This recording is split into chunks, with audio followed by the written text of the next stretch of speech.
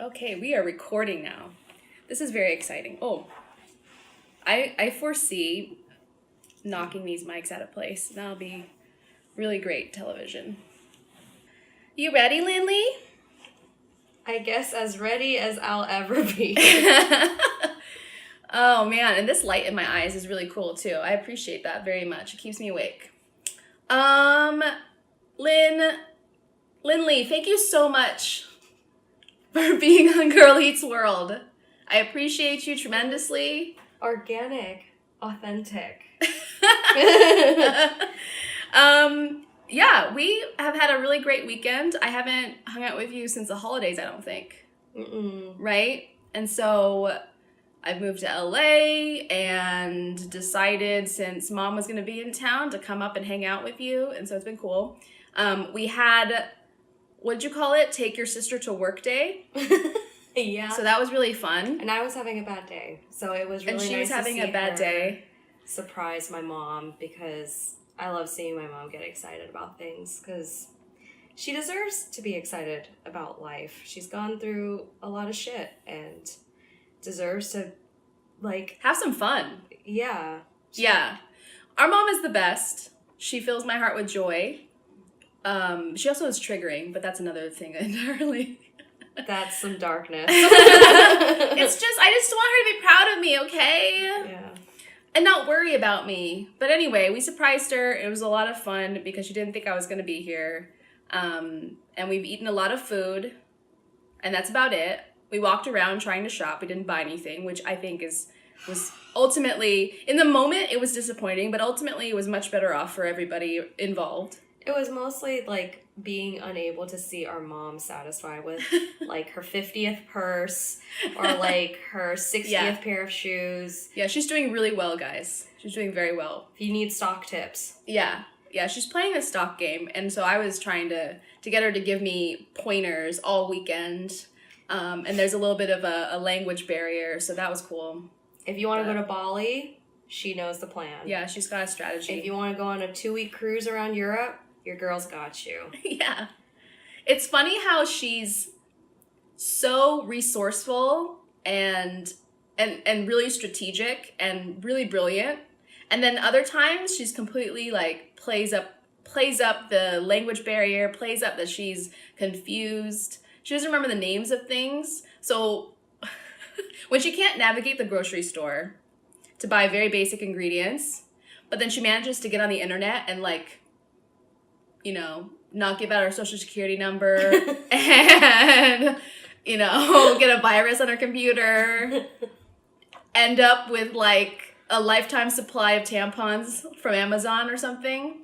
No, she did sign up for a Ponzi scheme skincare thing before, though. And she was getting charged $89 a month. And I do remember that. Ask me, what is this? And I said, well, you signed up for it. And then I showed her exactly what she signed up for, which said on the invoice. So then I had to call them and threaten to write a report on the Better Business Bureau. Oh, wow. To give her the refund because they were being pushy and saying well, too late. And I had to pull out the stops. Yeah. To get her money back. Right. That's Lynn's good for that. You are good for... I'll shake people up. Yeah, exactly. If you need to get something done and you need to stand up to bullies... If you mess with mine, I will come get yours. That's the short end of that. Yeah. I mean, that's what happens when you're a victim of your own vanity, She just wants to look young, even though she looks... I think she's Benjamin Button. She's Benjamina Button. Somebody told me I was in Canada last week for a trip, and somebody told me at the border that I looked like I was 17. And I didn't know if I should take that as a compliment or not. There was a part of me that was like, okay, well, I guess once I'm 40, 50, and people still You'll be grateful for that. I'll be super grateful. But it did feel weird for a little bit because I'm I stress like a 40, 50-year-old. Actually, that's mean. I didn't mean to age anyone who's listening. I'm sorry. She's very PC. That's okay. You're being honest. I have a chip on my shoulder, and if anybody speaks to me in that way where they're condescending or patronizing, and then on top of it, they emphasize how young I look. I mean, depending on the tone, I definitely get a little defensive. I mean, it's hard not to, because you've seen shit. You've seen life. Probably more than them. I'm 34 years old. Yeah, so, I mean, you fought for that 34. I fought hard. That's right. Yes. So, I mean, people gotta give credit where credit's due. But then they look at you and they're like, oh, you have your license? Really? And you just want to punch them in the face. Yeah. I get satisfaction when someone tries to card me and I hand them my ID, and you see the realization on their face that I'm actually older than they are and I could probably be their mom. I mean, you gotta take that for what it's worth. Yeah. Stroke your ego with that shit all day. How do we get to this subject? Oh, well, Mom. I think we were giving her a hard time a little bit, but she's killing it. Basically, long story short, Mom's killing it, and we had a great time with her this weekend. Yay, Mom. Yay. I wish she could have seen has she seen your office yet? Mm-mm. Oh, damn, yeah, I should have showed her. I mean, it's whatever. It's not that glamorous, which is, I guess, part of why you would show her. So she has an idea of what you do, like the grind. Because I built that shit. She built that shit. So, yeah, I should have shown her. Oh, well. Okay, so speaking of, this is my sister. Hi. I should start there. This is my sister. I apologize that my her energy level is really low. She's had a long ass day. We haven't slept. Really gassy. She's really gassy. Sorry. Which I don't even know why this is an exception, because it's pretty. I mean, I don't want to put your business out there, but I get bloated. She's very real. She's very honest. I'm also on my period, so that probably does not help. There you go. There's that too. Great. Well, now that we're clear on those two fronts. Hi, my name is Lynn. This is Lynn. This is my sister. I'm a woman, which is why I have these feelings. Yeah. No, and she's also a business lady. And yeah. So anyway, I'll let her give you the 1 minute spiel of what she does in the event that you don't know beyond that she's my sister. What her deal is, and then you could be as brief and as however you want, Lynn. I know we'll talk about like. I got you. All right. Okay. Go ahead. Pitch. Yeah. Take it away. Hi everyone. My name is Lynn. I'm the founder and CEO of a company called Society 9. It's the brand for the fight within every woman, and we make modern women's boxing gear and activewear to empower you in your fight. No matter what fight that is, folks. Yep. So we're based in Portland, Oregon. We've been around for 3 years. This is our 4th year now. And we actually launched the company through Kickstarter. That's how we got started. I was working a full-time job, working on the idea nights and weekends, and I was also teaching kickboxing. Important detail. I was teaching kickboxing, and I was super passionate about Krav Maga, which, if you don't know what that is, it's a Israeli self-defense martial art. I got my brown belt in that and was teaching kickboxing at the time, and that was when I was realizing that there was a real issue, because I had a lot of female students who often would come up to me as the instructor asking, like, where can I find good gloves, because I'm wearing these, and oftentimes it was like the really nasty ass bubblegum pink shit that was huge, and they would be hurting themselves, and they would be complaining about, wrist pain, and they're too big, they feel like they're going to fall off, they're ugly also, but they can't find anything else on the internet. And the more I heard that, the more I realized, like, I have super small hands. Hi. And that was me waving onto the camera that you might not be able to see. If you're watching it, though, you can see how small our hands are. And I was realizing that I was, double wrapping my hands, putting tape, just doing little things that would allow me to literally close my fist a little bit better. And I didn't really think about it as a problem until they brought it to my attention, and I cared enough to sort of look into it, and then I became super obsessed with it because it was something that I was really passionate about to begin with. But then, it's unfortunate that these women couldn't unleash or release their potential essentially in my classes because they're stressing out about not being able to close their fist or hurting themselves, which is lame. Which mirrors kind of just how they live their lives anyway, because they have to suppress that, you have to contain so much symbolism. Oh my gosh, what a metaphor for life. Yeah, so many layers. So anyway, we've been around for 4 years now, and I'm really proud of what we've accomplished, me and my small and nimble team, and We're launching a bunch of more shit this year that we're really excited about. And yeah, I'm proud of you too, Lindley. thanks. So speaking of kickboxing instructing, we both have that in common. And actually, you inspired me to actually start training in any kind of combat sport. I had the interest in Muay Thai specifically, not Krav, but I just never really had the balls to take a class and try it out because I had never been athletic, and I thought that's kind of extreme to go from feeling really non-athletic, whatever that means, and then to jump into that class. Like, I was intimidated, right? But then you were doing Krav for several years at that point, I feel like. Or maybe it was just 1 year, but it felt like several years because you trained so much. Yeah, I mean, I started right after college, so I graduated in 2011, and then I became super addicted, essentially. I threw my first punch, and it was like a spiritual awakening, and then I just kept going for a long ass time. Okay, so that means I followed suit the following year because you would tell me about it, and it sounded so fucking cool. I mean, you were doing cool shit like disarming people with, pretend guns. But Casual. That was more than I could do. That's the Krav Maga life right there. Super casual. Yeah, super casual. That's a party trick for you. I mean, gets dates too. Yeah, we could talk about that if you really want. But yeah, it's so funny. I've been really reflective, especially lately, thinking about just like where we've come from. You and I, but just we as in just, in general, when we grow up, like all the things that we go through in life and how we turn that into something or like where it takes us. And thinking about when we were growing up and when we were little kids, how different we were. Like, I was super shy. I was also I was a bully. I was bossy and I was a bully. And I think about that a lot because I have a chip on my shoulder and I don't deny it. And it's gradually like softening. The edges are softening with age, but I bullied you quite a bit, and you were a much different person back then. I don't remember a lot of my childhood, to be totally honest. Are you really? Mm-mm. I remember like little flickers and like glimmers, but I think that kind of freaks me out because it makes me wonder, like, is my memory going to be shot by the time I'm like 50? I don't think that's the case. I think that you've lived a lot already, and your brain scoots out information in order to add new information.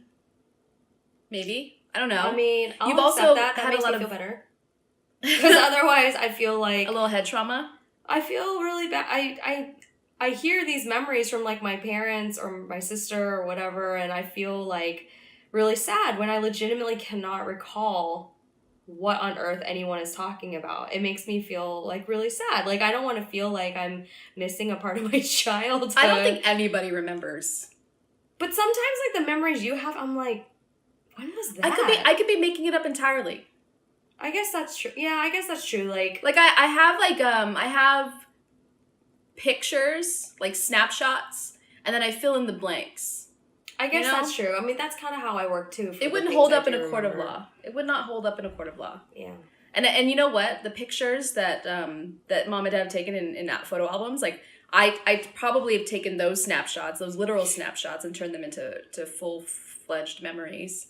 But what I do remember is being a bully, because I was being bullied. Hurt people, guys. That was the saying this weekend. It's my saying, right? It's my saying for life. It's very applicable. I'm realizing that about myself. You realize that with other people. You know, when you look in the outside world and you see weird shit happening and sad shit, and you ask why, it's because hurt people. So I was a hurt person hurting other people in my life. That primarily was my family because they were in my face all the time.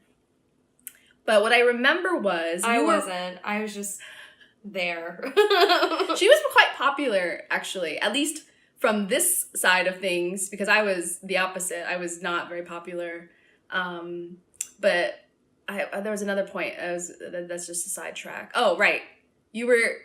I was shy and a bully. You were really afraid of things. And so it's really cool to see now that, like, if shit goes down, if shit goes down, we lose power, and somebody comes in here and tries to mess with us, you got my back.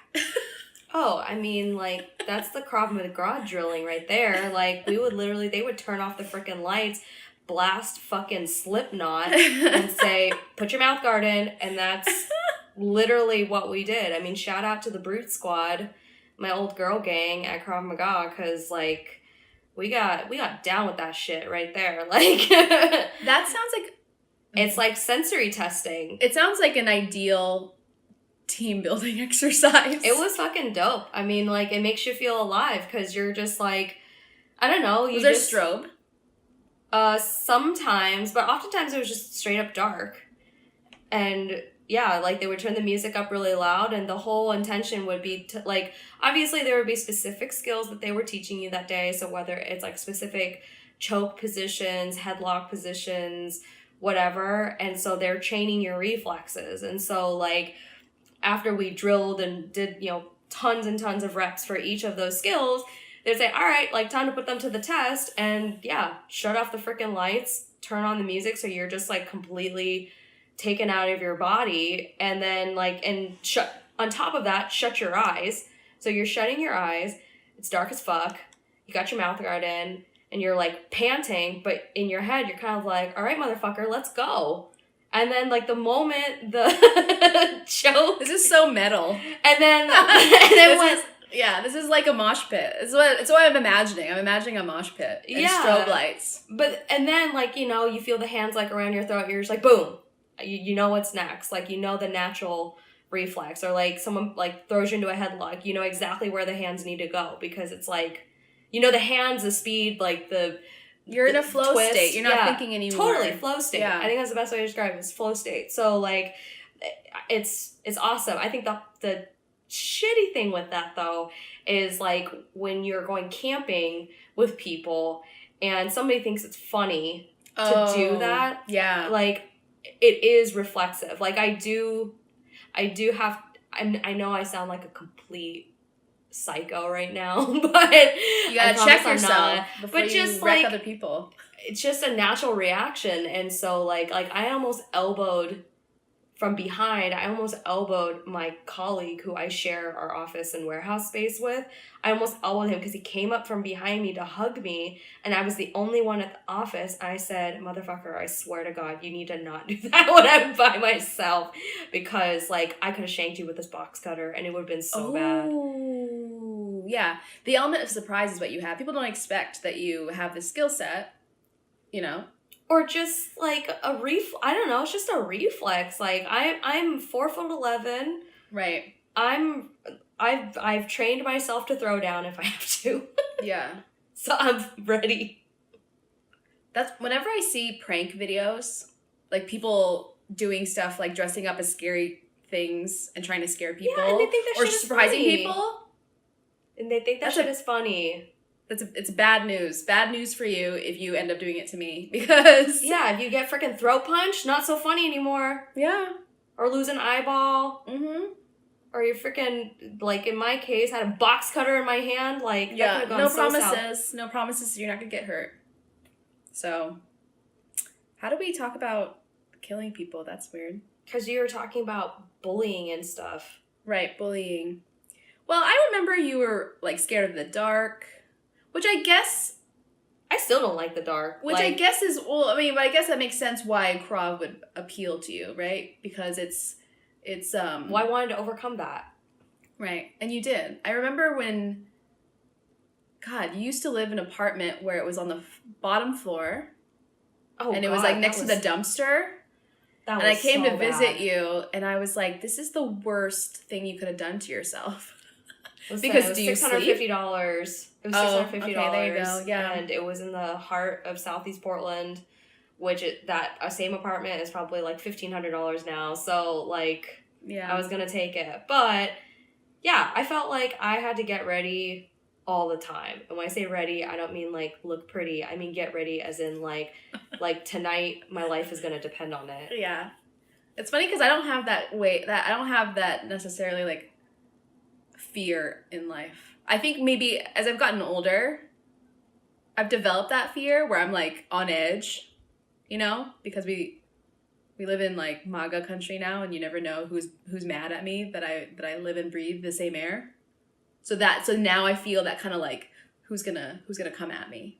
But in the past, I never had that. I mean, even before MAGA shit, man, I just always feel like you gotta be ready. I mean, after parking lots, Yeah. you know, like walking anywhere in the dark, even when I'm in a frickin' mall, I just look at where are the exits. Like, the first thing I look at, where are the exits? In case of earthquakes.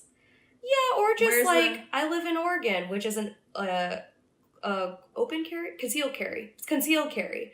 So I'm always looking around, and not like I don't look like a weirdo who's just like darting my eyes around like a psycho. But I'm watching. Yeah, so like if you don't think I'm watching you, I am. Like, I see you. Yeah, I don't care if you're wearing a Whole Foods or whatever. Like, I'm watching you. Like, it's funny because I never had a very good sense of self or like physical awareness growing up, but then like in my 20s and now like I just turned 30 last year, I am hyper aware. I mean, you could say to a fault, of course, but like at the same time, like that is the life tax I pay as a 4'11" woman.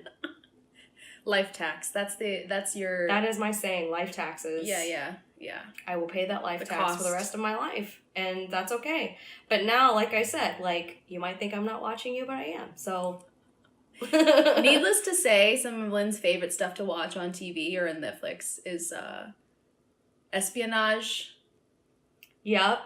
There's like, you know, career plans, you know, A through F, and you know, I gotta stack the cards. Yeah, do you remember we used to talk about like, okay, so we need to learn how to shoot guns. We need to learn how to pick locks. I did learn how to shoot, so that's something I did learn. Mostly because like I'm not personally a gun enthusiast, but rather like I want to understand. Like if I can't control the law beyond my vote and who I vote for and that sort of thing, then like the least I could do is like truly understand how does it work. So if I am confronted with it, I know what the heck is going on. I mean, like that was one of the things that was also taught at Krav Maga, because there were definitely a lot of students that it was very polarizing. People either were for it or against it. And I was one of the few who sort of sat in the middle where I was like, listen, like it's difficult to reverse 200 and whatever years of our country's history and culture and our relationship with guns and all that stuff. So like how I feel to address that is you just gotta learn how it works. Educate. Yeah, just like we learn how to drive cars and we learn the rules of the road. And the nice thing about Krav Maga too is you also learned how to like little things like how does the trigger work? You know, what sets it off? If you were in a situation where you could actually control the person, what is a way to essentially prevent them from being able to follow through with a shot? Now, I'm oversimplifying this, and for anyone who's ever been, you know, a victim or who has experienced and survived, bless you, first of all. But, you know, I'm not trying to sit here saying, like, I know exactly what I would do, because that would be unfair to everyone who's ever faced that. But... Oh, you can never know. Yeah, but I think it's still important to just always kind of prepare. That's why, I do like going to, a shooting range and just learning, because it does help me personally, as an American living through this shit, to just feel empowered in a different way. Not empowered literally by owning a gun, but empowered in, all right, I know what I'm facing. I understand the power. And I also, it allows you to almost put your mind into that place of what would I do if I heard those pops? And in some ways, that is self-defense in of itself. It's hard to explain. It is, going shooting is an out-of-body experience. And I have a lot of friends who are adamantly against guns, and I can understand why. But there is a part of it that I would encourage people exploring, just because it is a unique experience. Well, speaking from the other end of things, the other end meaning I have zero experience with guns, and I would like to learn, and I wasn't like this before, and it was primarily fear-based, you know, it's scary, and it's powerful. It's, you know, the weapon is powerful, and so that you're afraid of it. But then a great way to take away a lot of that fear from it is to understand it, right? And it's not going to go away, like you said. And not immediately. Not immediately, yeah. But anyway, we got real deep passionate? Yeah, real passionate about this stuff. And all I said was that you were a different kid than you are now. Listen, I've changed. Yeah, life takes you places. Changed woman. Yeah. But because of all this, eventually oh my God, we were talking about kickboxing. Yeah. So I started taking kickboxing classes. And then I also became an instructor. And I remember when you came to take one of my classes, I'd never taken one of your classes. I'm sure they would have kicked my ass because my cardio is suspect. But you came to one of my classes, and it's funny because a lot of people compare us as far as like our appearance and the way we sound, and that we're very much alike. Obviously, we've lived with our own faces for our whole lives, so that we see like we do look a lot like we do look. No, okay. Well, as we've gotten older, I feel like we've merged a little bit more. But in the past, I feel like when we were younger, we definitely. But anyway, I never saw it that distinctly until you were in my class. And you were like working with somebody else. Like I had everybody break up into pairs or something like that. And I heard you motivating somebody or coaching somebody as you were paired with them. And I was like, I had an out of body experience because it sounded so much like me. That tripped me out. And so from then on, I was like, okay, I guess I guess that's what it is. We're sisters. It makes sense. Everyone always, I feel like people always say that we have very similar voices. So I guess we'll let the podcasters decide if that's yeah, the most adequate perspective on that. Yeah, it probably sounds like I'm talking to myself, and I'm really good at layering my voice on top of like two voices. You know, like I'm talking. I sound like two people. Oh. Like I'm having a conversation with myself right now. Oh, yeah, that's true. Uh-huh. Yeah. That might freak people out, but yeah, you're stuck with us. Yeah. What else should we talk about? I wanted you to share about your company because obviously it's really rad. I think so. I like to put it mildly. But and you're my younger sister. And you are, let me like just kind of floof up your ego for a second or make you feel uncomfortable. I don't know, whichever. It's usually make me feel uncomfortable. That's fine. Yeah, that's fine. That's fine. Just deal with it. I'm still in the process of self-discovery. I'm a late bloomer. And this podcast actually is a part of me figuring out where my voice is. On the flip side, I feel like you knew or at least had an idea of your purpose really early on. And even if your purpose was just, if you're passionate and when you see an injustice, you fight it, you seek justice. If you feel like people need, a voice, someone to stand up for them, you do that. If you I don't know, if you have an idea, you want to pursue it and like own it and really like put your all into it, right? Like you were ASB president in middle school. You were on the school board because there weren't any water, there was no water in like the... It's because I like the gavel. The vending machines. Oh, okay, this is the truth comes out. Yeah, you got an official gavel, like a real full-blown fucking gavel. And I was like, I want that gavel because I didn't have Abercrombie and Fitch, and that's what the popular girls had. And I was like, bitch, I'm going to have a gavel and be the president. So y'all can compare each other's outfits, talk about who's got the most boyfriends. I'm just going to bang the shit out of this gavel. All right, Cersei Lannister, you like the power. Hell yeah. Yous was power hungry. I liked the idea of making the decisions that were going to impact these fickle-ass people who were making me feel bad about myself just because I wasn't wearing freaking Abercrombie and Fitch. So being in that position and saying, we're not buying fucking moon pies and Raisinets for the student store anymore. Sorry. Like, that was pretty dope. Wait, what you got against Raisinets?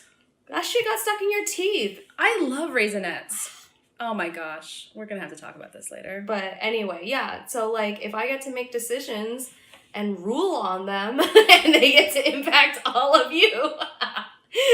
Man. Okay, so I'm kind of reliving my glory right now, just like reflecting on this. Please, I love this. That's great. Thank you. Isn't it funny how people hurt people? Exactly. It always goes back to that, because here I am. Revoke the moon pies. That's a battle cry.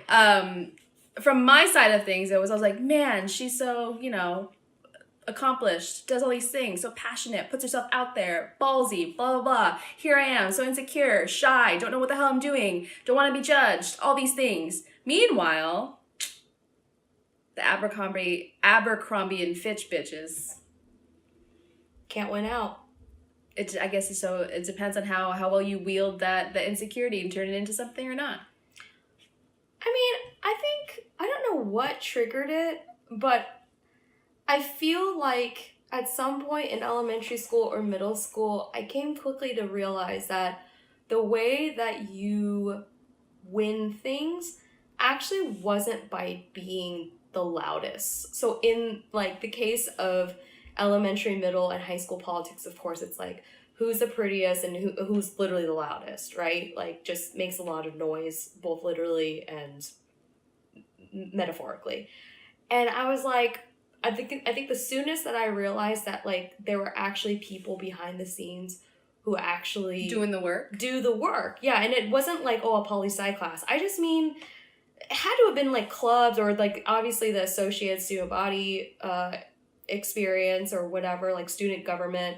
Like I don't know if it was that whole experience, but just something I witnessed early on allowed me to realize like, yeah, I'll be diplomatic and like make sure that I'm hanging with like the popular crowd, quote unquote, just so that I like survive or whatever. But like, I only survived because I bought the like wannabe Abercrombie shit. Like I dressed the part with the fucking Ugg boots and shit. But I was like writing down the homework assignments. I knew everything because it was organized in my agenda, my planner, and I knew when shit was due. And people would fucking call me all the time to ask, hey, did you get that homework assignment? I didn't like pay attention right now. I'm like, I'm not surprised.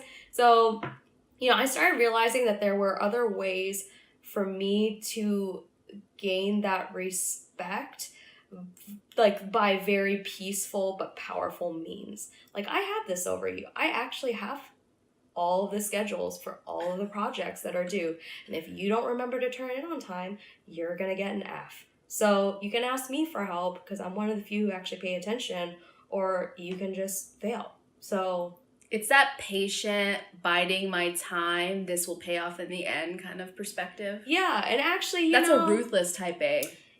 This is a very nice conversation because I've been reflecting about a lot about this in terms of how to run a business. And honestly, like, some of my best mentors, honestly, are both male and female, but like specifically for the female mentors who have, been in executive positions or whatever, what I appreciate about all of them is they don't actually concentrate on like how to get people at their own game. They naturally have this like powerful grace. That's like the best way to describe it. It's like they keep their receipts. Like you do your thing, do whatever it is that you want, but like they watch and it's not messy. No, it is not at all. And I love learning from them because like there is a way to ultimately like be diplomatic and get what you want and still like own that power. And it's classy dope. As fuck. It's dope. That's like my favorite part. One of the blessings that I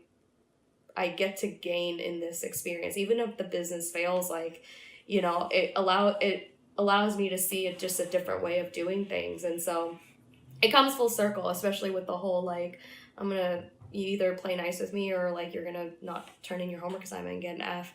Like it comes full circle. That makes me sound so mean. I'm not. I know. Mean. I was gonna say a caveat. I was like, okay, food chain. This is just food chain. Food chain. It's realistic. It's you can't fight nature. No. what is it like to pursue something and put your whole life into it, knowing that there's 50-50, even more, that it probably won't work out? Not saying that that's your destiny, but just before you even get started, right? You have to weigh some stuff. You have to consider a lot of things and weigh everything and be like, all right, all the chips are in, but no guarantees. What does that feel like? And how do you even, what do you tell yourself? What do you do, like, in practice? Like, what are the things that you can do to kind of, to put it crudely, nut up? I spent probably 4 months of my life before I, like, made ultimately a decision that, like, okay, I'm going to put a timeline to this and I'm going to quit my job at X date, or, like, at this point when I can demonstrate X, Y, and Z proof of life of this, like, business idea. Like, I probably spent a good 3 to 4 months early on. So before I even had a brand name, before I even really started diving deep into everything, I still chipped away at it, but, like, I spent a good 3 or 4 months during that time slowly chipping away and, like, asking myself that question. Like, if I really, like, what was the worst to happen? And I had to just play out every scenario from, like, financial, what could happen? Personal bankruptcy, to totally demolish my financial record, totally be homeless and, like, not eat, not have a warm place to sleep, not have friends or family who care about me, like, pure destitution, right? Jeez. I mean, I know. Okay, yeah. You have to take yourself there. You have to go there, because that's what people fear most, right? Is, like, the loss of security, the pure loss of security in all aspects. So, like, if you're stripping away your pure basic survival needs, which is, like, housing, food, and money, to whatever degree that looks like, but, like, housing, food, and money to whatever degree that looks like, then, like, that's basically the worst thing that can happen to you. Now, I'm simplifying that, like, that's a big deal, but I'm blessed. Like, I'm blessed to know that I do have a family that does love me. So at minimum, sometimes with this one, but my mom though will always love me, and aunts and uncles, whatever, friends. I have close friends. I'm blessed to have close friends who believe in me, succeed or fail, and so I just took solace in that. And then once, it's never, like, a right time to feel okay with that and then go all in. But there was a point in time where I, like, made peace with that. I think that's the best way to describe it, is, like, you talk to yourself enough and you're like, all right. You also have to be driven by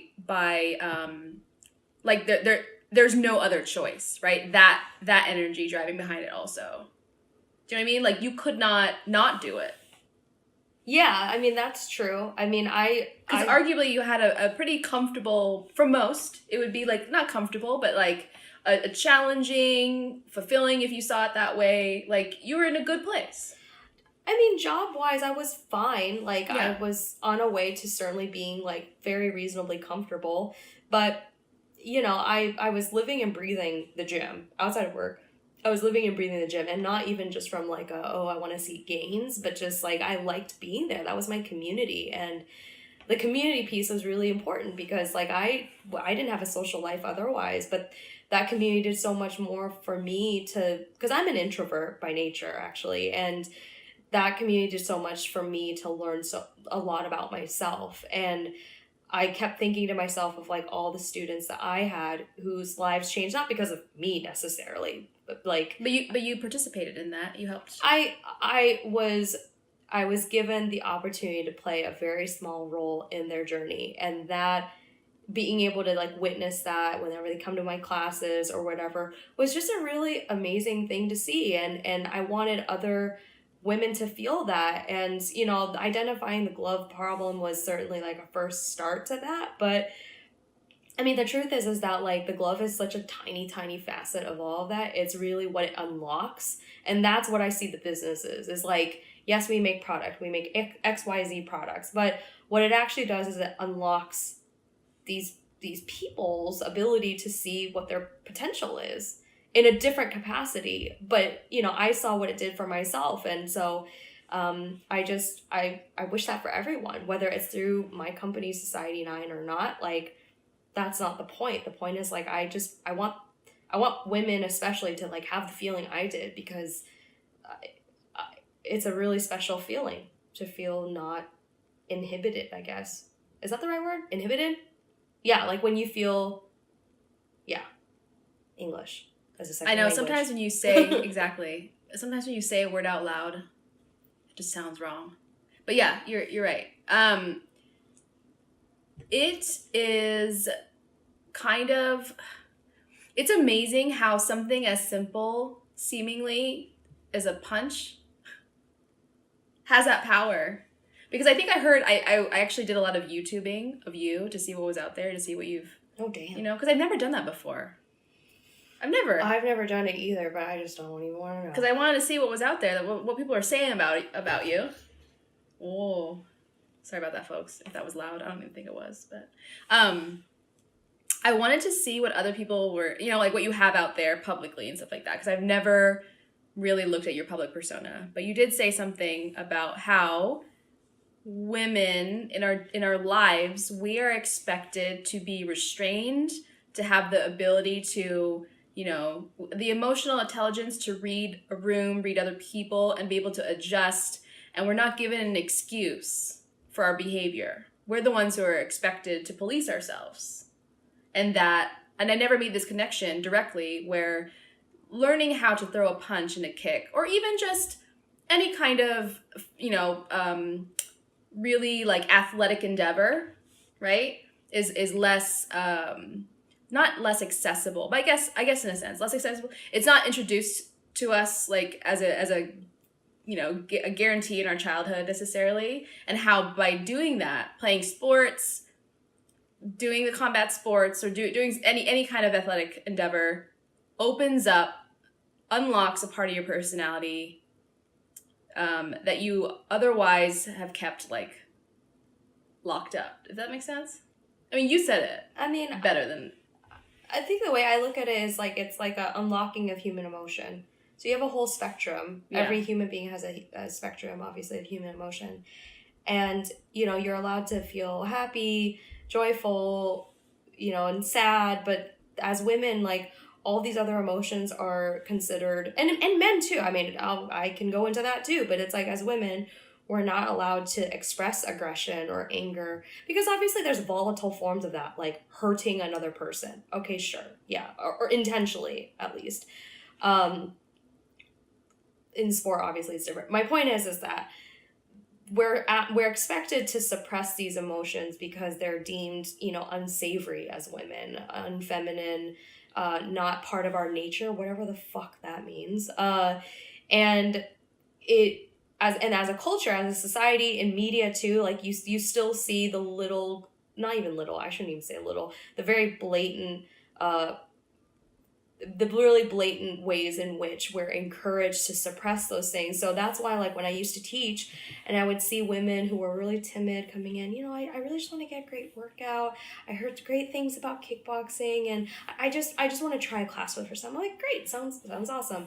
They take the class and they literally, they look different after the class, and then when they come back and take a second class, it's because, like, they've unleashed something. I don't know what that something is. Could have been a bad day that they just needed to let out some energy, but it could be so much deeper than that, you know. And I think between being an instructor and now, like, owning Society 9, it's been really cool to be the beholder almost of a lot of these stories, because sometimes customers will even share with us really personal shit, like stuff that I feel very honored that they trust us, and I would never ever share any of these stories, of course. But it's like, wow, like that I didn't necessarily intentionally seek that out to be a part of their stories or to, like, hear these parts of their journeys, but then, like, they choose to share it because, like, now they've defined that connection through what we made, you know. And it still shocks me even, like, saying that out loud, but, you know, I think that's what's really important about this whole experience is, like, I don't really care if you wear Society 9 or not. I actually care more that, like, you find that energy, that outlet to allow you to experience your full spectrum of human emotion, expression and emotion. Yeah, because, like, you're allowed that. you are allowed that. Yeah, that's a key distinction, I think. We exist in a patriarchal society, so when we talk about equality and expressing ourselves, whatever, we tend to favor the more masculine and aggressive emotions, right? And actions and whatnot, right? We favor that. But it's a key distinction that we're talking about the ability of humans to be able to express their full spectrum of feelings. And for men, that could mean like the vulnerability, right? Yeah, the fear, all that stuff. Like that's important too, because repressing that, as we've seen examples, it could create some negative behaviors. It's very opposite for men, and you're seeing a lot of like brave men. I'll say it, brave men who are choosing at the risk of being pushed away or turned away by their male peers, speaking out about how hard it is to share their emotion and how frustrated they are that they can't, or that they're scared. And I'm glad that there's a dialogue being started about it. I hope more men will realize that, like, you have a right too. You have a right to cry. You have a right to feel. It sounds so stupid to even have to say it that way, but you have a right to feel. And again, so long as you're not hurting someone intentionally or being violent, like, you do have a right to feel. So and it makes room, if you let yourself feel those feelings, it makes room for you to be able to, like, work on whatever it is. Yeah. It opens it up a little bit more, other than, because if you package it away, it's always going to sit there. It's always going to sit there, and you know what? It's never going to allow you to actually process it the right way. And, like, here's Lynn's relationship advice for the day.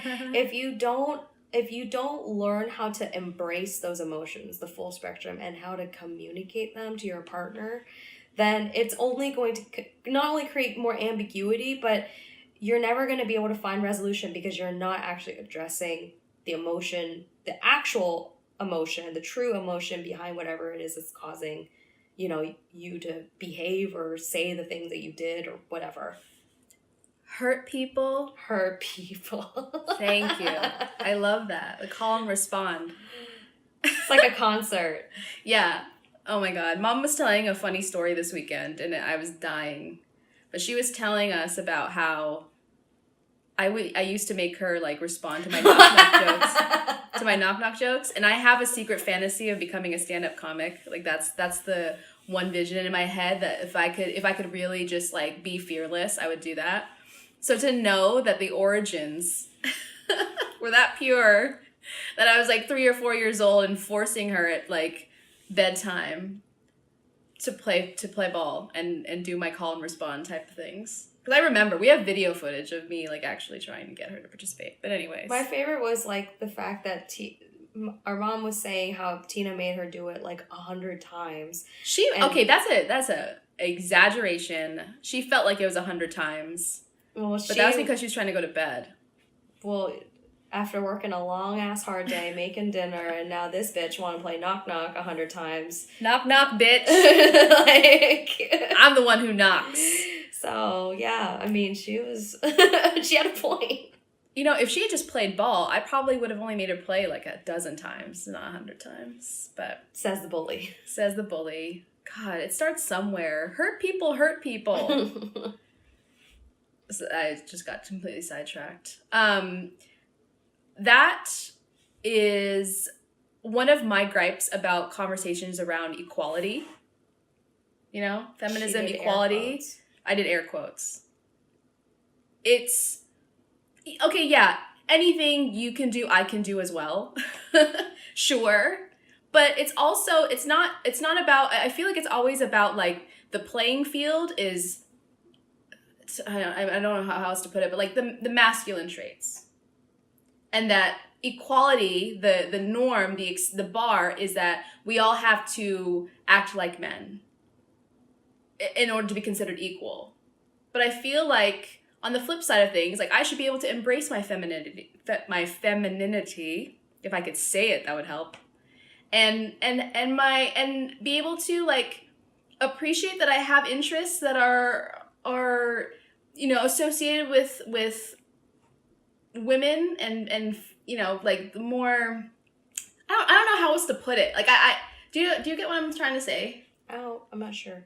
It's like we celebrate being aggressive and being, you know, kind of bold and masculine and playing sports and being like lifting heavy and learning how to fight. Like all of that is very masculine and that's cool. We look down, you know, it's very easy. Our internalized misogyny makes us look at women who like more feminine things, girly things as we negatively put it, as like not as equal to like the other interests. But who's looking at that as unequal, though? Society.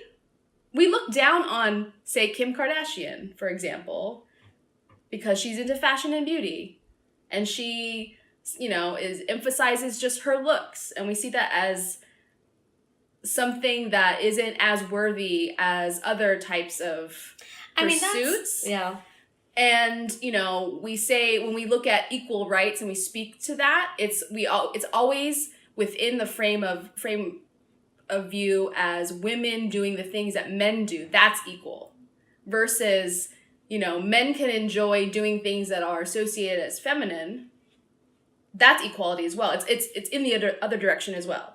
So it's like the distinction is it's about being able to just be yourself, whatever that is, regardless of femininity or masculinity, because it's all worthy, because it's all human. Yeah, I mean, I just look at it as different expressions. I mean, I feel like it goes both ways. I feel like on the one hand, there's an audience that's for and against, you know, the Kardashians for litany of reasons. I mean, for the people who are against them, it's literally hurt people. If those same hurt people were, you know, making $150 whatever million a year annually, I forget whatever their net worth is, they would say sure as hell would not be feeling that way, you know? So, you know, people who vocalize their opinions on that, I mean, that's a reflection. That's self-reflection, in my opinion. I mean, on the flip side, like, you know, individuals, I should say, who tend to lean more towards, I don't even want to call them masculine activities because we're taking that vernacular away too, like societally and culturally. I mean, we are entering a world of gender fluidity, and you know, I've certainly have had a lot of lessons this year. My employee identifies as queer femme, and she's been an incredible educator on that too, of just understanding like spectrum, especially because I myself am a cis hetero woman. The world totally caters to me in terms of language, representation, etc.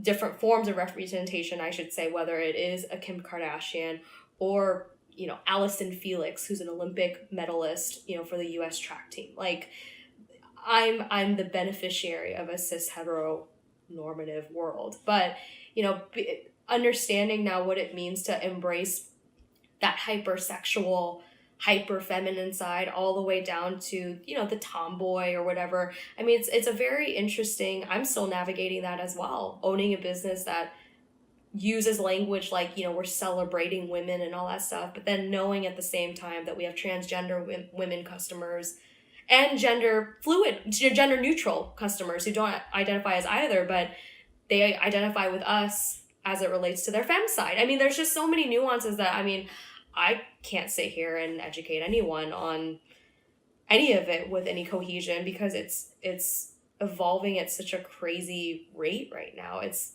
super interesting, but I just, you know, I think the way that the media and culture are still I shouldn't say educating, the way that they're pushing us to reflect on our own femininity is still definitely through a cis hetero male lens. Yeah. Including all y'all who like your Nike sneakers and Adidas and whatever. Like, just keep in mind that even if there's a female manager or director, the person who's above her is more likely than not a male VP or, you know, male president. So everything that you're seeing, even in the health and wellness lens, is all being portrayed as to what men ultimately think is beautiful, what men think is strong. Even the whole strong is sexy stuff. I mean, that shit can get real dark too, y'all. Strong is sexy is that hashtag is sort of the bane of my personal existence and professional, actually.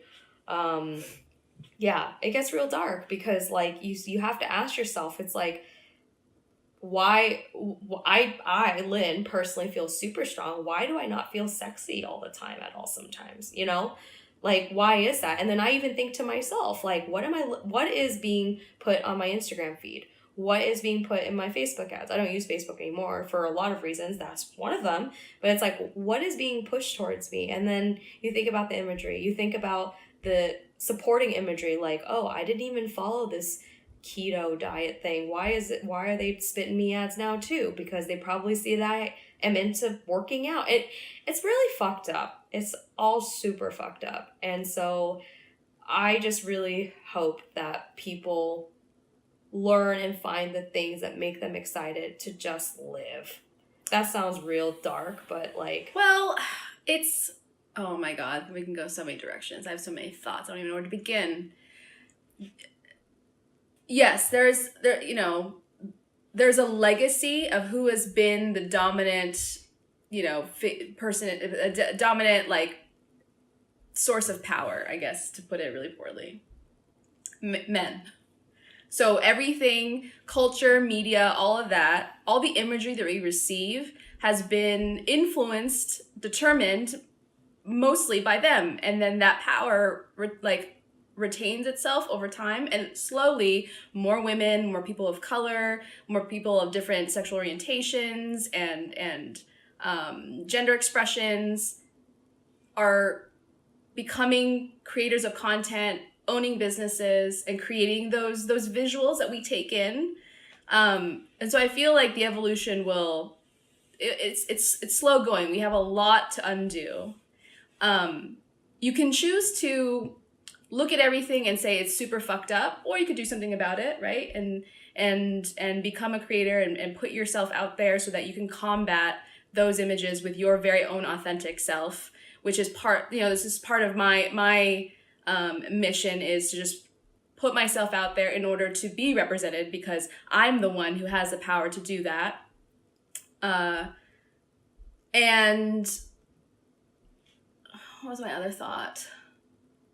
Oh, you could choose to look at everything and consider it fucked up, and kind of have a chip on your shoulder, or you can be critical in your eye when you look at media images in the media, and just kind of take it for what it is and know where it's coming from, and figure out ways to, either whether that means that you stop looking at social media a whole lot. Stop using Facebook, like you said, you stop looking at Facebook, in order to combat that. You make choices. You unfollow things that don't really align with your values, and you curate your life. I mean, unfortunately, you have to do that. But, it's kind of a way to not let it all weigh on you so heavy. Because how else are you going? Otherwise, you could just go about life being very angry and bitter, and not, and that energy just kind of, you put it on yourself. I think what I worry most about people, my observation is that, like, I feel like a lot of people now don't know the very simple ways in which they can still engage in social media or whatever and set really healthy boundaries. Like, there is totally a way for you to still use that shit and not like drive yourself fucking insane, whether it's through the politics stuff that's going on, whether it's, in my case, health and fitness still being problematic in terms of like causing people to feel like they need to starve themselves or just whatever, that you should look a certain way, or that there's a certain life that you should be living or whatever. I think there's really healthy boundaries. Like for myself, I mean, if you have an iPhone, there's a really awesome time limit app that they have on iOS now, where you can set limits for what apps shut off after a certain period of time. So on my phone in particular, all social networking apps, I'm allowed 1.5 hours a day. That's it, in total minutes. So whether it's I spend 15 minutes in the morning, 15 minutes in the afternoon, an hour in the evening, doesn't matter. But after an hour and a half it shuts off. And then the time limit screen shows up and says, your time's run out for the day. And I'm like, oh, derp, I guess I will read that post tomorrow if I remember. But if I don't, like, oh well. Life goes on. You have a life story goes about freaking on. other fish to fry. And then, yeah, and then with Facebook, I mean, people tell me, like, well, I use Facebook because, like, I stay connected with all these people. I'm like, but do you? How do you define connected? Yeah, and You lurk. I've had my phone number, I have had since I was in frickin' high school. So for all y'all who graduated from Capital High School, if you've known me since then, chances are that number is probably still mine. So, unless I blocked you because I thought you were annoying, sorry. But, you know, like, you can call me. You can text me. Like, if you want a relationship, you can contact me. You don't need to connect with me through Facebook Messenger. And so, like, I don't know. I find that there's actually, like, very easy ways to avoid this whole, like, I feel so overwhelmed by social media. Look at what so-and-so is posting. I'm like, who fucking cares? Because they're probably have just as many issues as everyone else, and that one post is the one thing that made their day, and that's great for them, you know, like, so, I don't know, I think, that's the thing I find so impressive about Gen Z, actually. So Gen Z, I feel like they are the most hyper-aware of a lot of things that we're talking about, like, the changes in masculine culture, as well as, like, feminine culture, and the intersectionality of those two things, the gender neutrality that we are trying to evolve from as a society, transgender identities. Like they have, I find that they have a much more widened understanding, largely because they've been exposed to the changing dialogue in our own media and culture in real time right now. The caveat to all of that too is that they're also the epitome of, like, online bullying, the epitome of, like, really living their lives through Snapchat and Instagram, and I forget the rate of, like, depression and suicides and stuff. I mean, it's awful. Like, the stuff that you can read about that too. So it's interesting because I don't want to use really cliche language, but, like, in some ways they're the most woke, and yet they're the most, like, sadly affected by this stuff too. It's weird. I observe and read that stuff all the time just because, like, I do find it so fascinating. Like, I love just learning and about people and seeing how they're evolving with technology, because I personally actually hate technology a lot for a lot of reasons and what it's morphed into, but it's a critical part of my business. So it's like it's also empowering for some people, right? Because they now have access to information they otherwise wouldn't have. There's so much good that can come out of technology. I mean, I'm sitting here in my freaking, you know, U.S. palace of first world privilege. So, like, U.S. palace, yes, yeah, you know, but. So I acknowledge my privileges in that, right, for sure. But just, I mean, at the end of the day, it doesn't change the fact that facial recognition I find creepy, straight up. Ad technology, even though, yes, Society 9 uses Facebook ads. Just right, like it's enabled a lot of people to be able to make money and be, you know, absolutely. Independently. Yeah. But just like everything else, it comes with costs, you know, and I think that's the, if I were to go back to school to study, like, sociology, absolutely, like, without a doubt, I would be going balls deep into, like, a PhD or something on, like, technology and its effects on, like, human evolution, because, like, I just find it so hopeful, but also just really fucking sad and terrifying at the same time. Man, got real dark, sorry. You know, we keep going there, I guess. It just, I don't know. World's a hard place. The deal is. Yeah, exactly. We're just real talk right now. When they look at groups around the world who, you know, like these enclaves of seniors who live into their hundreds, and they try to determine what it is that is contributing to their longevity, one of the key, like, their diet varies, their activity varies, but what tends to be common is that they have a healthy social life. We're social creatures. There's something to that. And it must be, you know, brain chemicals. As far as brain chemicals go, here goes the armchair expert. There's something happening in person-to-person contact and community. I mean, you spoke about how community was really important to you and how that brought you, like, a better understanding of yourself via Krav. For me, it was CrossFit. There's something about that aspect of community and connecting with other people and whatever it does in the brain that is missing when all of your interactions with people are mediated, right? Yeah. By a screen. Yeah, I just, the disturbing shit that I see, like, going to restaurants, and I'm sure y'all see it too, is when you sit and see a family of 4. I mean, fucking yesterday, it was Easter. We were at lunch. We were at this Vietnamese restaurant. I'm looking over at this table of 4. The dad, the mom, the 2 daughters who absolutely could not have been older than 12 or 13. I'm being generous. One was at least probably like under 10, and then the other one was like 12 or 13.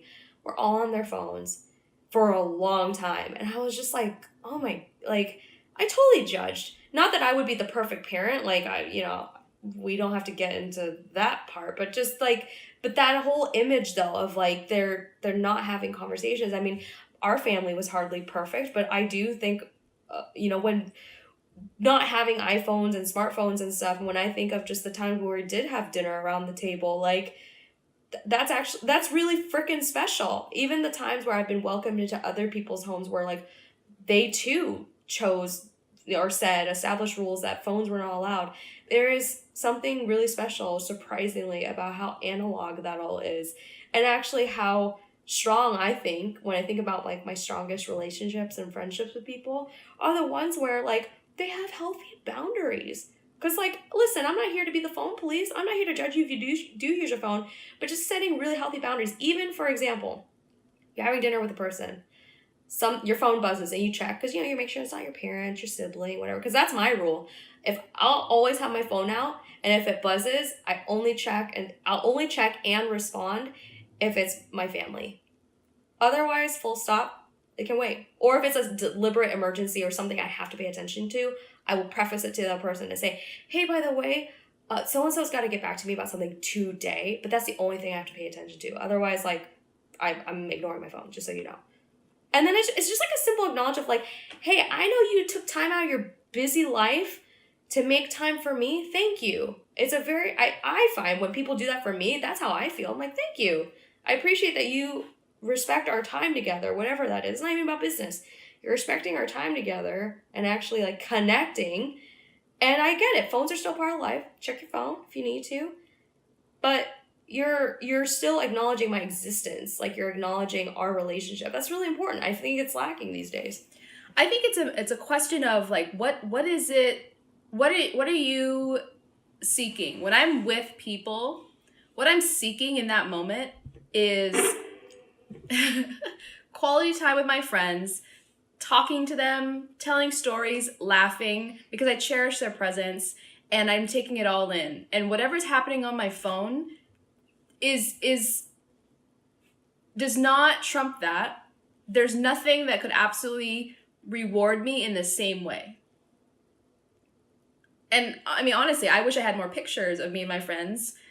But because I put my phone away, because when we're together, there's nothing on there that is better than what is happening in that moment. I actually, in an effort to capture my life, I actually have to tell myself to pull my phone out and, like, take pictures and whatnot. Because I do want those memories, because it's fun to look back at them. But, I don't know, we're not able to talk to each other in person as much. Why is that? Is it because there's something about communicating via words, like via typing them out or writing them out, that is more comfortable than expressing them for whatever reason? Because you can curate. You can curate your sentences. Right, exactly. You can edit. You could think them out a little bit more. Why else do you think people break up over text? Because they're not forced to confront a conversation in real time. Instead, they can hear the tone in the voice. Yeah, which is very actual ironic emotion. Because, like, you write out, like, a breakup, but the other person has no clue if you're, like, yelling at them or if you're cold or whatever, if you have any kabash in your voice. I mean, it's weird, man. Yeah. I'm sad. Okay, we'll flip to better topics. Oh, I'm sorry. I didn't mean to do that. So we keep on, like, going not negative, but we get real serious real fast, don't we? That's just how I am. Sorry, y'all.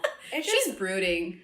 No, that's just it's Monday. But it's also just how I am, for real. Like, this is who I am at 30, y'all. Take me or leave me. I don't care. Like, Yeah, I hear you. Shit's hard. People like to make a lot of assumptions because everyone's just living their life through Instagram, and I'm just like, I'm not here for that. I'm sorry. I'm not here for that. I'm here for our customers who are there. She's here for a punch to the mic. But I just can't be bothered. I just wanted to marinate on that for a second, let you guys have a little moment with her words. I can't be bothered. She can't be bothered. Like, I feel like social media is, like, the realm of people's baggage. And so, like, as my wonderful colleague at Society 9, Shannon, likes to say, not my monkey. It's not my monkey. I do like monkeys, though. I do, but, like, not if it's yours. Yeah. I guess the way I look at it, is that it's going to be, like, these curated lives and these messages that I'm receiving are going to be coming at me. That's just, everybody's trying to sell something, whether it's their personal brand, their, how great their lives are, or if you have products to sell me. And it's up to me, it's up to me to bat some of that stuff away and take it for what it is. But, with all the images that come at you, it is insidious. Like, it does seep in and has an effect on you. So you always have to do self-evaluation and like, check where you're at and make sure that, you constantly recalibrate so that you don't end up getting too dark all the time. So that for me personally, that's just a survival tactic. It's not any, comment on you. Like, I think it's important to talk about these things. And, but yeah, for me, it's like, it gets exhausting to just see things in a way where it's like, oh God, these things are evil, or we're all sad, and, it's just all gonna go to shit kind of thing. I mean, not saying that that's what you're doing, but I mean, it kind of is. It kind of is. Okay. But I'm okay with that. Like, I'm okay with, like, that's my perspective. That's not everyone's perspective, and that's okay. Like, people can look at me as a really, like, dark queen. You're actually not that dark. We're just talking about things, and that's how we see them. But at least y'all can trust that I will never sugarcoat your ass. I will tell you straight up how I feel about it. That's right. And if I do actually love you, I will tell you that I love you at the end. The only thing that she's going to sugarcoat is the delicious baked goods that she will make you. I can only make one thing, and that's a biscuit. And I thank my boxing coach, Jordan, for teaching me that. So I can't even take credit for that. Thank you, Jordan. Yeah. Well, you learned well. I couldn't tell that they were, done by an amateur. The trick is, don't overwork the gluten, freeze your butter, grate the butter, but most importantly, don't overwork the gluten. Because that's how you get, like, freaking, baseballs for biscuits.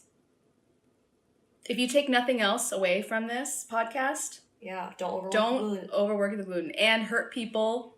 Hurt people. So, and not my monkey. And it's not my monkey. We'll try our best. What? Go ahead. I want to make a request that's the name of this episode. Is Not My Monkey. Not My Monkey. Sure. Why not? Because that relates to everything that we've talked about today. It's just like, your darkness is not my darkness. Internet, like, it's not for me. Like, it's not my monkey. It's my monkey, though. I like that monkey. Okay, or maybe hurt people. Yeah, hurt people. It's all of those things. We're going to try to turn this around and talk about inspirational things as it pertains to you and how you've been able to do what you do. I'm just trying to live, y'all. Despite... Let me live! Trying to, yeah. So, the first question...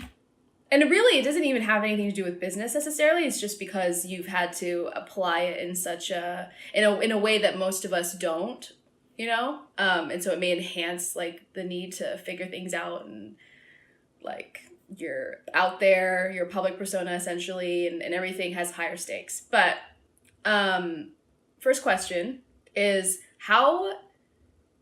what was the one thing that that was hardest to unlearn? And that could be, like, just the way that you see the world, and you had to overcome that in order to get shit done. Mm. What was the hardest thing to unlearn? Feeling like something had to be exactly a perfect or certain way to get shipped out, or, like, to get done. Like, literally to put out into the world. Whether it's, like, Could be something as simple as like something internally, like an email, like an important email that I have to send to an important person, all the way to, you know, I mean, I hate to say it, even like a product. Excuse me. When I launched our Kickstarter, the glove was in a good state, but it was not 100% perfect yet. And in hindsight, I would have done more to make sure that the product was 100% before I put it on Kickstarter. But isn't the standard of what is 100%? Excuse me. Gosh. Isn't the standard of what is 100%? Doesn't that change? And so now you're saying that with hindsight. No, I think it's just how you look at it. Like, think about all the times that you feel like, oh, this has to be perfect. Or like, I don't know if this is good enough. The truth is you're always going to feel that way. So I look at I call it the just ship it, quote unquote, mentality, which is finding a place which is not measurable. Straight up, it's not measurable. It's a muscle that you have to basically massage and build on your own, and you know what that threshold is. But like, you got to develop a just ship it mentality. And some people who might be listening to this who work in the tech field might roll their eyes and be like, this bitch, really? She gonna be like everyone else? Because it is very Silicon Valley language, like just ship it. But it actually is a really beautiful thing that can apply to life. It applies to me still to this day sometimes when I overthink something. Because the truth is that like no product will ever be perfect. Like our product right now, the Buy a Boxing Glove, it's our main product. It's the product that we're known for. There's still things I'm fixing to it or are making changes to this day, because as your customer pool continues to grow, there's still great ideas that are getting sent in, some of which like we didn't think about, initially, or like it's completely new. That a handful of customers are sharing the same feedback. I'm like, I guess we didn't think of that. Let's try to incorporate it this time. And like, instead of looking at that as like, oh my God, we screwed up, it's more of like, wow, okay, we're giving them an opportunity to actually be a part of the journey too, like to be a part of the process. And like, believe it or not, they appreciate it. They appreciate the fact that they're getting like a very small but like a critical part of our story, of our whole creation. So, that's one small anecdote, but it applies so much in my life too, even with like cooking or like new projects I'm taking on. It's just like, just freaking try it. Like get over everything that you're inhibiting about what you think could or couldn't be. And then the other important thing is like asking for help. People think that being confident means that you have like a majority of the answers to things. But the truth is like, that's actually not the case. And I can attest that, because people always say to me, man, how did you make that connection? Or how is so-and-so your mentor? I'm like, straight up, it's because I literally went into that first meeting being like, I don't know jack shit. In the exact language, I don't know jack shit. This is about how much I know, but like, could you help me on this? Because I have no freaking clue. And they appreciate the fact that like I've just shared that vulnerability of like, all right, she's not coming in here like chomping around like she's hot shit. She's like, all right, she was just like me when I, was in her place and whatever. It creates this whole lane of like availability and connectability. And so, yeah, just ship it. It stems from insecurity.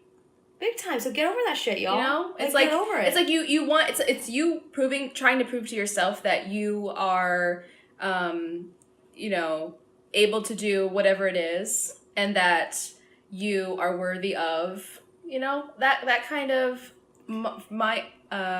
mind state is what then creates like defensiveness, not wanting to ask for help, stubbornness, and all that. So it's like a self-awareness needs to happen first in order to achieve. Absolutely, but that's what I'm trying to encourage y'all. Yeah. Is like, break that shit, because honestly, that will inhibit any of you from doing anything. And I'm not perfect either. I have my days.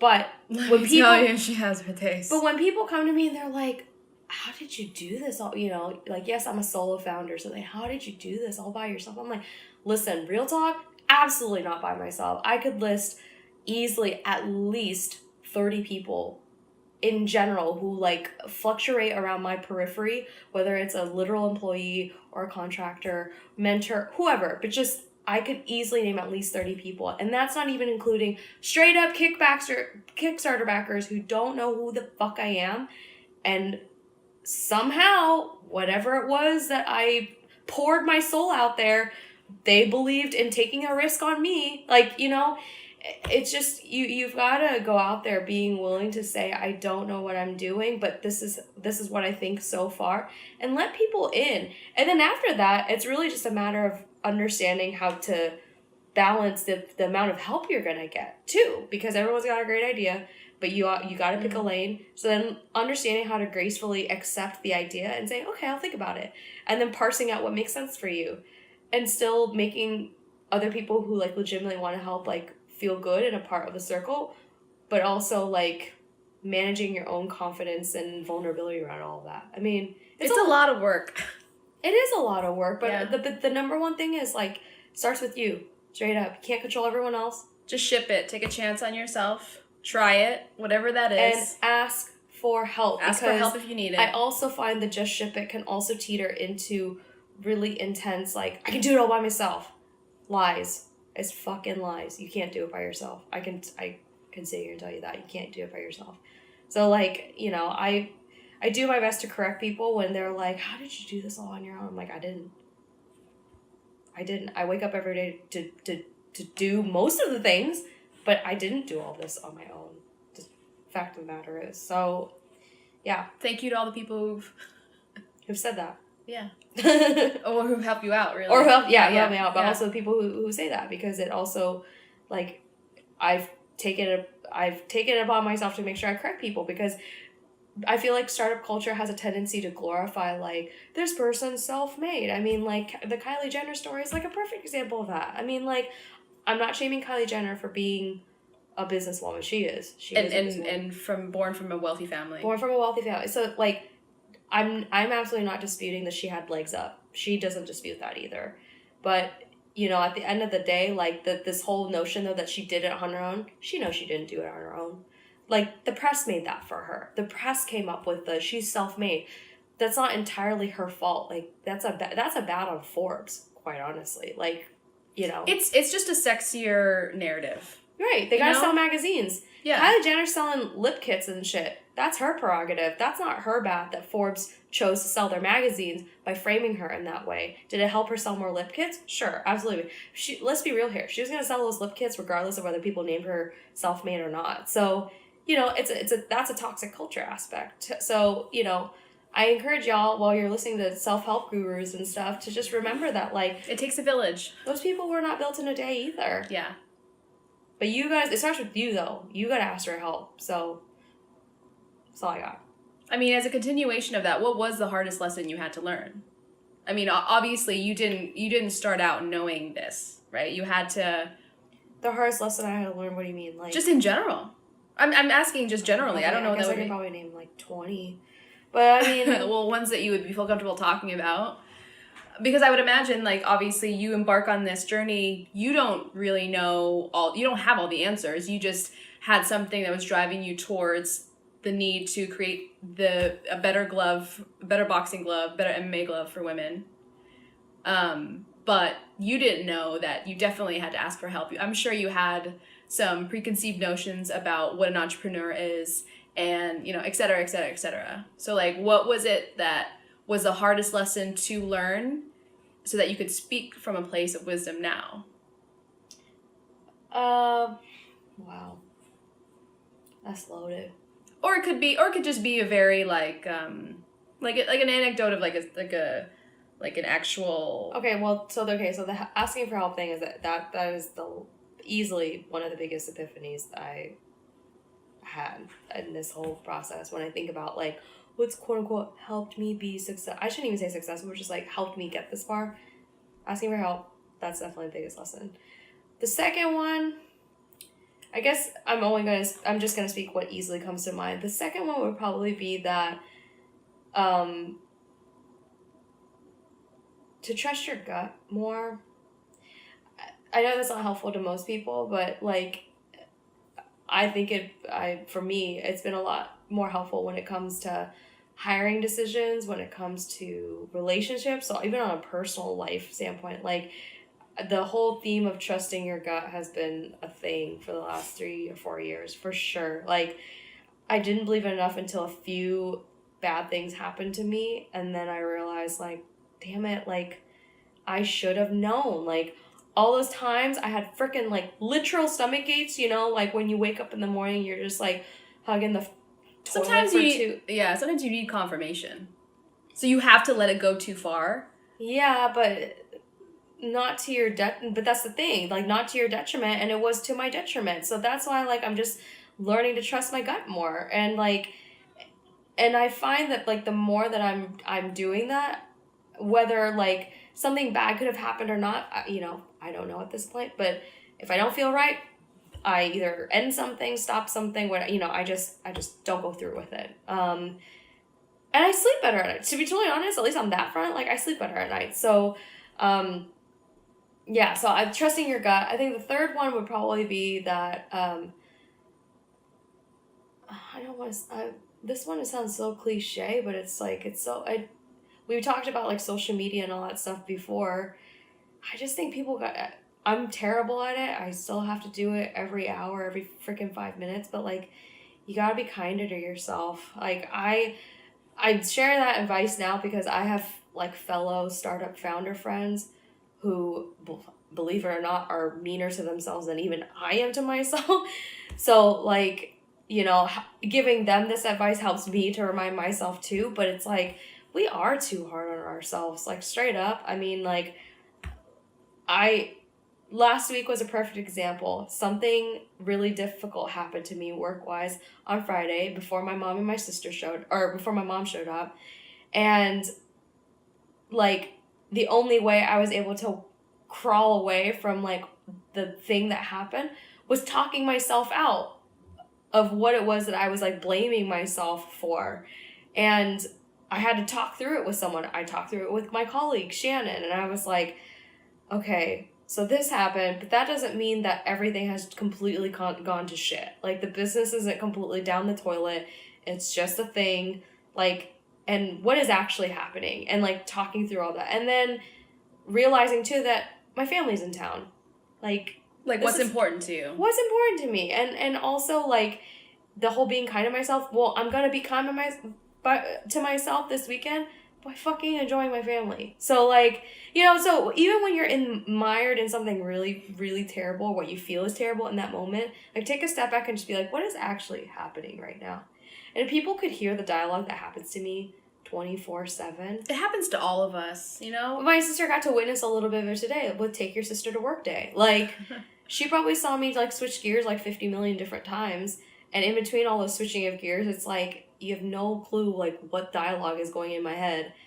And I can tell you, it's just, like, all over the goddamn place. Well, you have a lot on your plate all the time, which is why, actually, that's another question I have for you, is that, and maybe there is no answer just yet because we're all trying to figure this out, but you have a lot on your plate as a you know, a small business owner.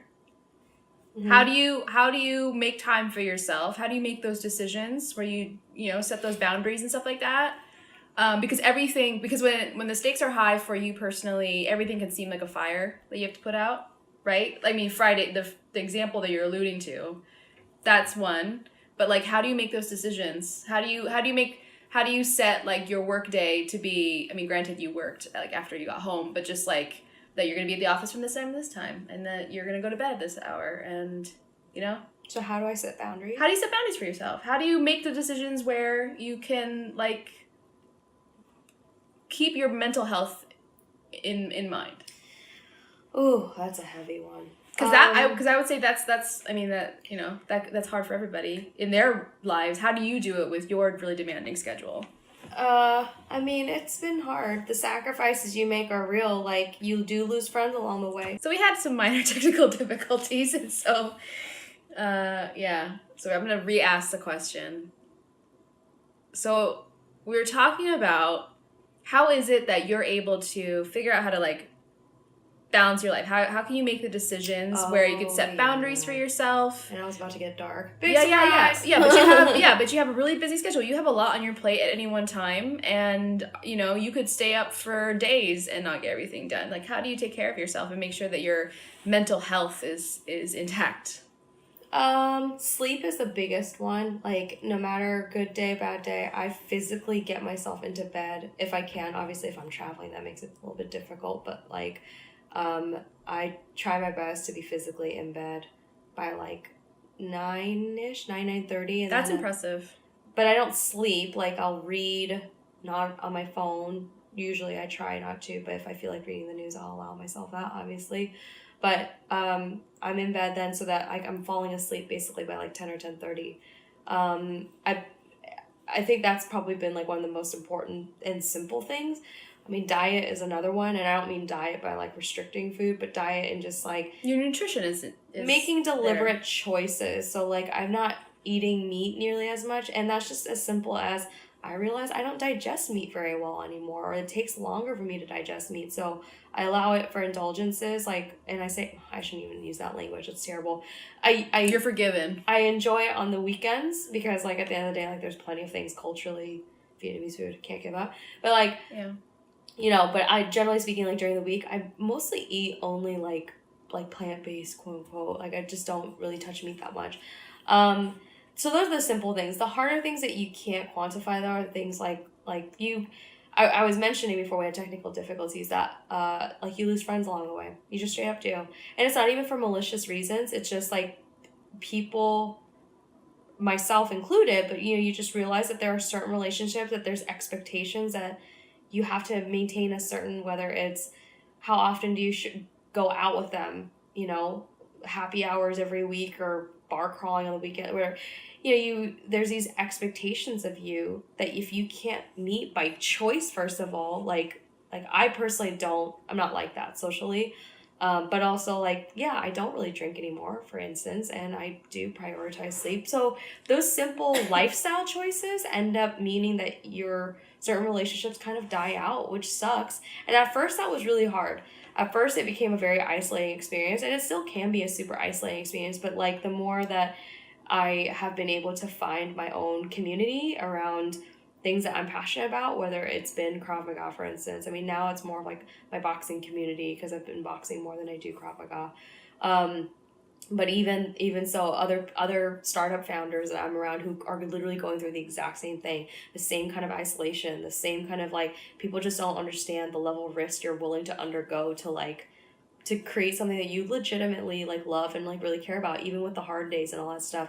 It's a very unique and like special bond that I do have with those particular people. So you just end up like, you just shift communities, and it's not bad, but that was hard though. In the initial stages, like, it was very isolating. So the balancing is still super hard, but I think, you know, one of the things, I'm an introvert, I'm an INFJ for anyone who cares about Myers-Briggs. I always forget which one I am. Yeah, I'm an INFJ. I've learned to wear that loud and proud because it's a very small part of the population who qualify as an INFJ.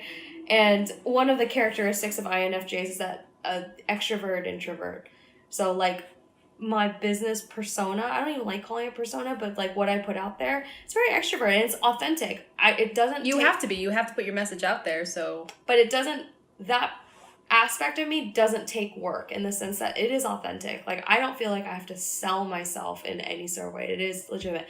But like, as soon as I'm done like doing what I need to do, whether it's in a meeting or like being in that being on that side of me, I shut down immediately. I'm like, okay, going home, not talking to anyone. The last thing I certainly want to do is be dicking around on my social media, because then I have to talk to more people. I like go into my personal stage, and I'm cooking, I'm cleaning, I'm being present in my own space. Like, I am definitely in that spot. And so that's how I create those distinctions and boundaries, you know, and being more forgiving to myself with things like the gym. I used to be a 6-time-a-week gym rat, straight up, proudly, happily, etc.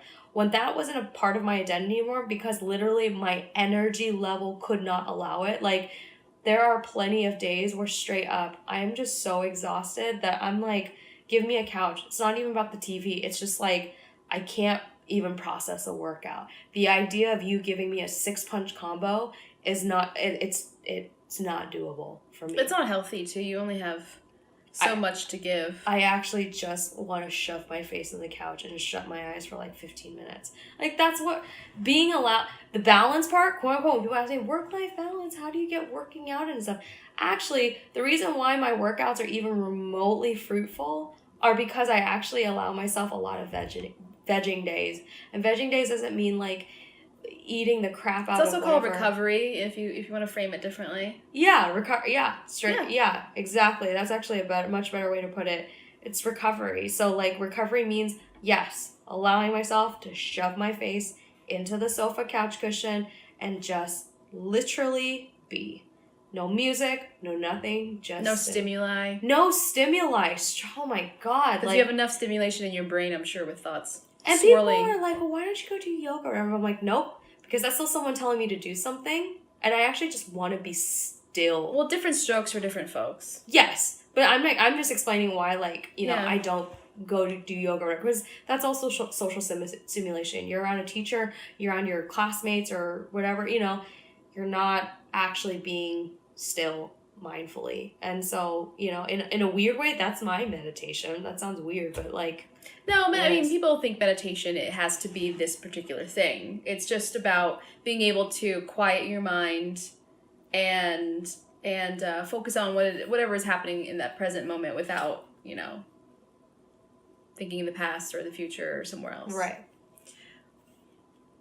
To the point about, like, losing friends, sometimes, I mean, it's rare a friend who evolves with you, or anybody in your life who evolves with you through all your different stages and different versions of yourself, you know, interests, just demands of life or whatever, and like relatability, right? Yeah. The people who we related to most in high school when we had a certain set of problems changes when we're 30 years old and have a whole completely different set of problems and an evolved, you know, frame of mind, point of view. But also, it's an economy of your time, too. You don't have time for people, and you are number one. And so whatever is most important, you know, for you, which is, like, time to yourself to do all that, like, that's... I think when we get into a game where we look at how we spend our time and think about what we should be doing and not looking at, like, what it is that you want to get out of your time...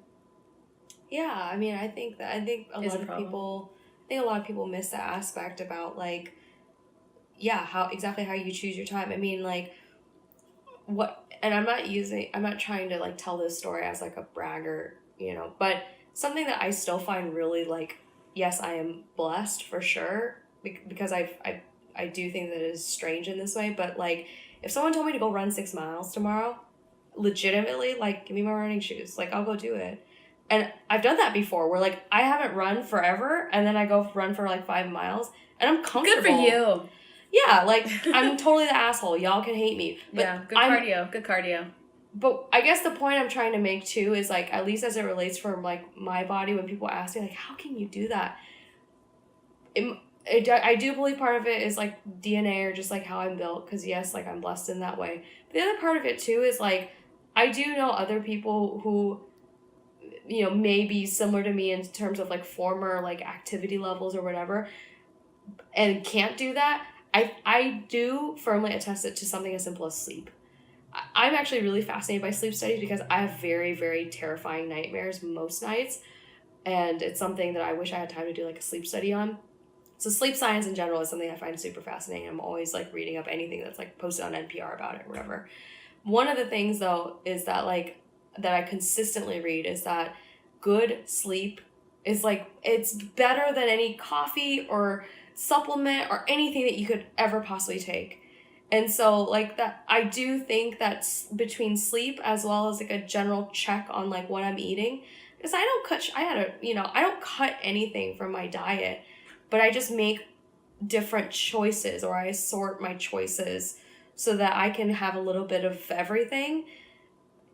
And I don't know why, but I find that allows me to have enough optimum levels, quote unquote, to like do a 90-minute workout comfortably, or like go for a run, I'm saying, at a random time. You know, I don't really understand how it works that way. And it's very functional. Your body and it's the fuel functional, and the recovery, right? Like it's very basic. It's without those things and taking care of yourself, especially as you get older and your I don't know, your regenerative abilities lessen over time. Like you need to be more cognizant of those things.